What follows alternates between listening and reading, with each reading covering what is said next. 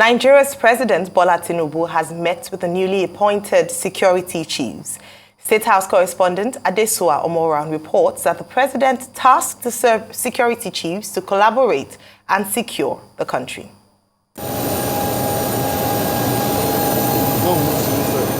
Back to Abuja from his trip to Paris, London and Lagos, President Tinubu receives and ordains security chiefs at the presidential villa led by the National Security Advisor.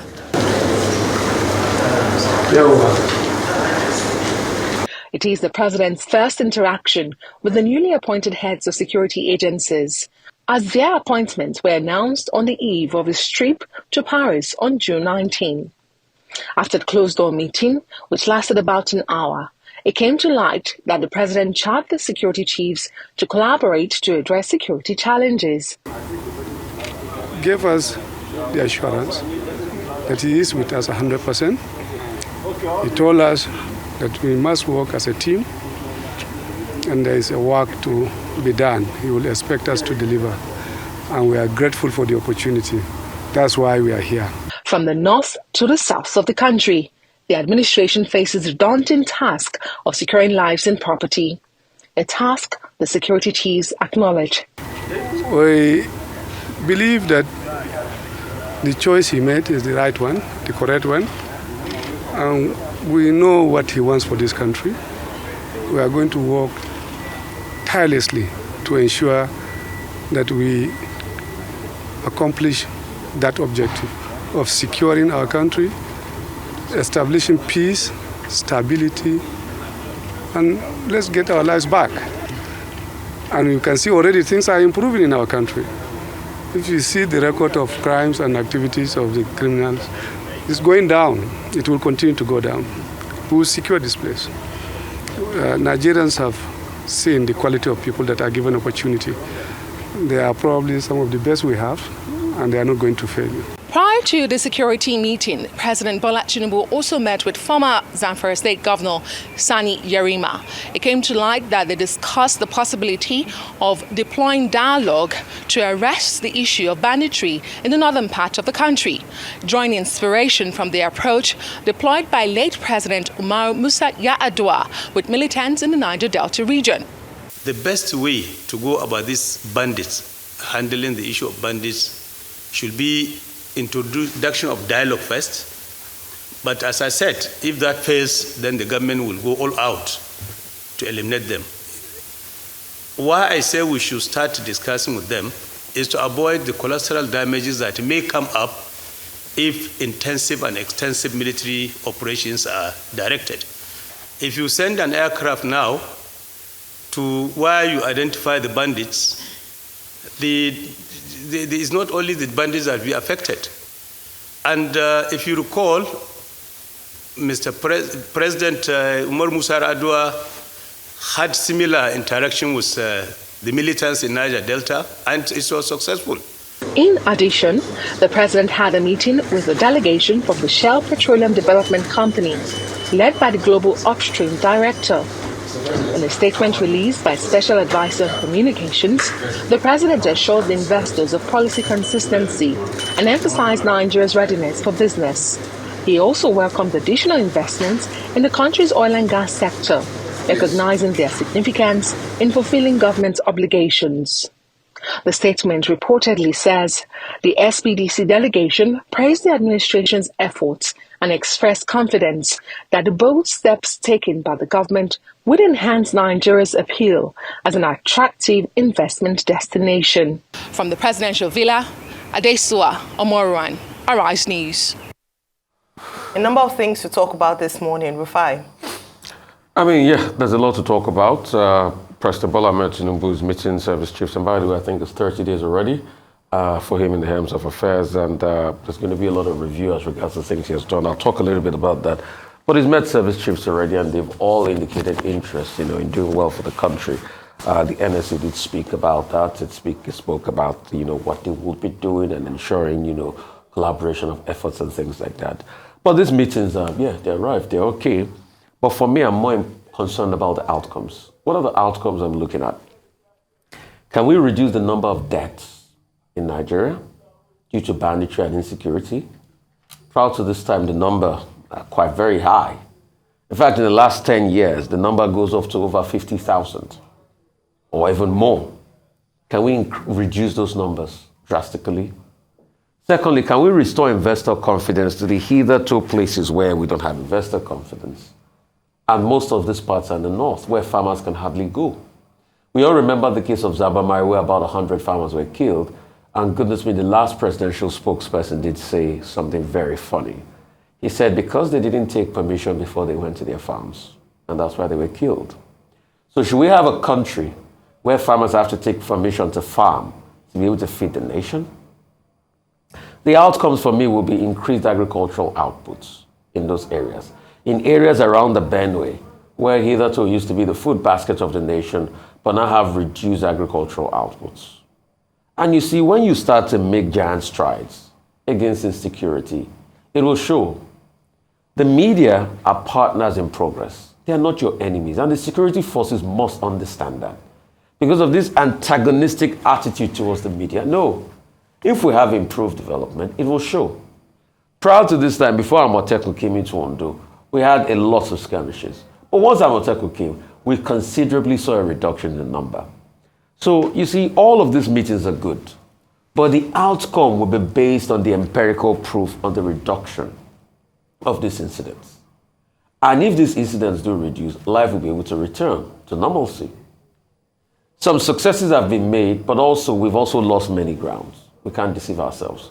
Prior to this time, we had a lot of successes made in Borno, but we've also seen this security phenomenon snowball into banditry. And also in saying this, we must be able to get a renewed approach to be able to tackle our problems and stop listening to non-state actors. A former governor recently said that the president should liaise with bandits. No, he should not talk to them. Because we saw when Governor Masari and Matawale did take photo up with bandits, he didn't make them change their ways. In fact, they get emboldened. So we need to face this head on once and for all and crush these people and return sanity. Our Nigerian military is strong, it's bold, it can do it. If we need to bolster our intelligence, we should do it and improve on the welfare. And enough of all of this guarding our pipelines with non-state actors. Because increasingly, we are setting a slippery slope for ourselves. And when it comes back to haunt us, we will all face it. Concerning 30 days, the big headline on the front page of this day, congrats on the first 30 days. There's been a lot of, good steps and also missteps. A big faux pas in his first 30 days of President Bola Tinubu is removal of subsidy without putting palliatives in place. Also, it took some bold decisions as regards the markets. Yeah, the forex rate, a managed float and all of that. But the repercussion, the effect is also there. But some people are saying in Naira we find this level. What we should have done is also to look for ways to bolster production so that we can get more revenue in USD. And that's what everybody's been saying, because now we're going to push up inflation. Like Bank of America was saying, to over 30%. So all of these factors, militating against the people, trying as much as possible to remove the cushioning effect on electricity costs and all of that, and people are suffering. But this time, we need to bring about, a new way of thinking, an innovative way of thinking. Also, do not forget, kudos to President Bola Tinubu on the fact that he's been able to marshal out a team he wants to work with. And probably in the course of the week, we'll be able to see his ministerial list and also scrutinize them. So he's got some wins and he's got a lot of losses. But on the general, the reflection on the economy will be how people feel. President Bola Ahmed Tinubu, Nigerians are suffering. There's a lot of hunger. Do something now. Okay, the main subject before us, which I intend to address, is the meeting of the president with the security chiefs. The newly appointed security chiefs, whose names were announced on June 19, and they are having their maiden meeting, their first in-person meeting with the president of Nigeria, Bola Tinubu. Before now, Bola Tinubu had met also with the outgone service chiefs, and he has reiterated more or less the same points, both at the meeting with the outgoing security chiefs and at this meeting with the new security chiefs. One, he called for synergy. He asked the security chiefs to work together as a team. And I think that that's an important point. Look, in Nigeria, in many of our institutions, in many of our processes, persons who have been put in positions, they work in silos. They don't synergize. There is no cooperation. There is no collaboration. And yet we go to all these international agencies and we talk about the three calabashes, as it was called in Kampala, Uganda, many years back by the AU, collaboration, cooperation, and coordination. The Nigerian security system meets that. So I think President Tinubu is right on the point when he calls for that. Each time he meets with the security chiefs, the outgone and the new ones. So it's good to see also Nuhu Ribadu, the new National Security Advisor, saying that the president gave them two charges. Number one, that the government, his government, will give them 100% support. That 100% support that he talks about must go down the line in terms of welfare, in terms of looking out for the interest of the rank and file, either in the police or the Navy or the Army or the Air Force, and ensuring accountability and transparency in the discharge of responsibilities. Because these service chiefs also previously have been seriously criticized for using the military to pursue their own objectives. The military establishment in Nigeria cannot pursue any other objective other than such objectives that will be in the interest of the Nigerian people. That's what the Constitution says. That's what the various establishment acts say. So when Tinubu tells them, I will give you my support, that support is conditional. We expect something in return. The government expects something in return. The people expect something in return. And that is with regard to quality service, transparency, accountability. So it's not enough to just wear uniform all about and call yourself a chief of this, chief of that. No. There must be measurable outcomes. And the point about synergy, I've already made the point, that cannot be controverted. So the synergy is important in terms of sharing intelligence, in terms of collaboration, in terms of coordination. We expect that we'll get better coordination among this new set of service chiefs. Now that President Tinubu, like President Buhari before him, also promised a lot of support.